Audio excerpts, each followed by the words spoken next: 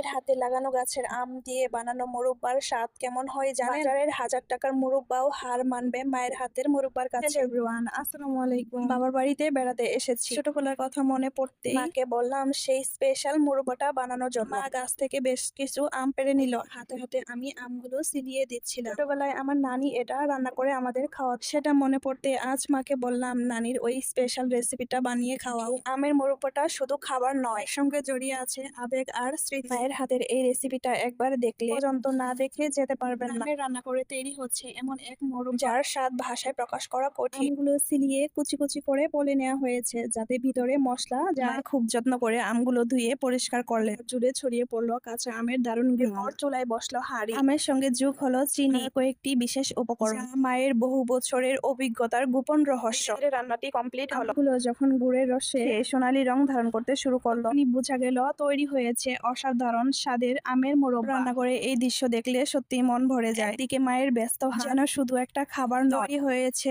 স্মৃতি, ভালোবাসা আর পরিবারের গল্প। এক টুকরো মুখে দিলেই কাঁচা আমের টক আর চিনির মিষ্টি স্বাদ একসাথে মিশে যায়। স্বাদ বাজারে কোনো মোরব্বাই পাওয়া যায় না, কারণ এই মোরব্বার সবচেয়ে বড় উপকরণ হচ্ছে মায়ের ভালোবাসা। যে গাছ মা নিজের হাতেই লাগিয়েছিলেন, এই গাছের আম দিয়ে আবার তৈরি করলেন নিজের হাতে মোরব্বা। যে সুন্দর গল্প আর কি হতে পারে। গ্রামের এই সহজ সরল জীবন, নিজের বাগানের ফল আর মায়ের হাতের তৈরি খাবার আমাদের আসল সম্পদ। ভিডিওটি যদি ভালো লেগে থাকে তাহলে অবশ্যই একটি লাইক, কমেন্টে জানান মায়ের হাতের রান্নাটি কেমন লেগেছে। শেয়ার করে ছড়িয়ে দিন মায়ের ভালোবাসার গল্প। সবাই ভালো থাকবেন। আল্লাহ।